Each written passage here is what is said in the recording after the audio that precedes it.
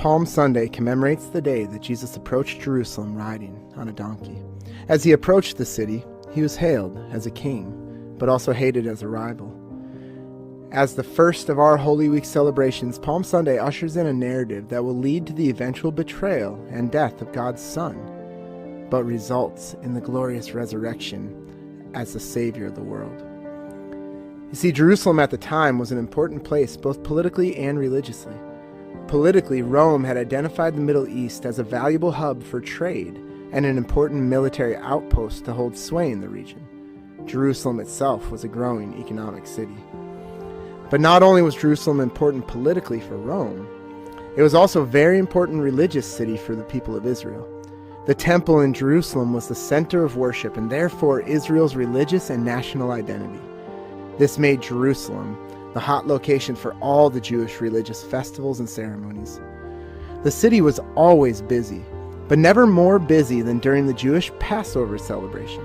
This important festival and meal brought Jewish pilgrims from all over back to the Holy City. Jesus began his journey from the nearby town of Bethany. It's very close to Jerusalem. He sent 2 of his disciples ahead of him to borrow a young donkey and bring it to him. This was a purposeful move. Jesus meant to ride into Jerusalem as the prophesied king from Zechariah 9:9, which says, "Rejoice greatly, O daughter of Zion. Shout aloud, O daughter of Jerusalem. Behold, your king is coming to you.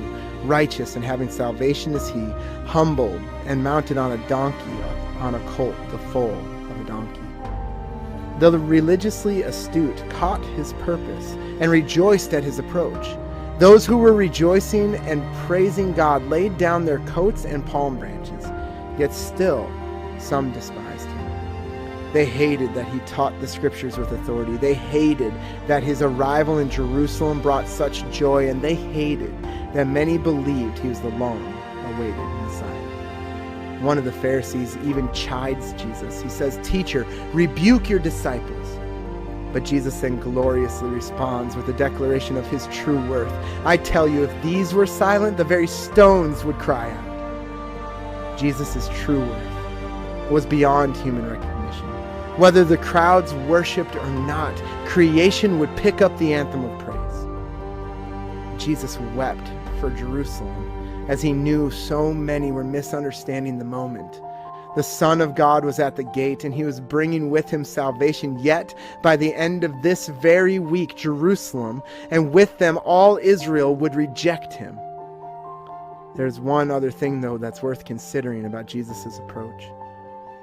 At the time of Christ, the political situation in Jerusalem was combustible. In the past 100 years, there had been a couple of insurrections seeking to free Israel from Roman occupation. The memory of these events stayed with the people of Israel, especially the occupants of Jerusalem. As the potential Messiah was approaching Jerusalem, fresh off events where he was healing the sick and raising the dead, those who were filled with dreams of freedom were being stirred up to a fever pitch by the possibilities.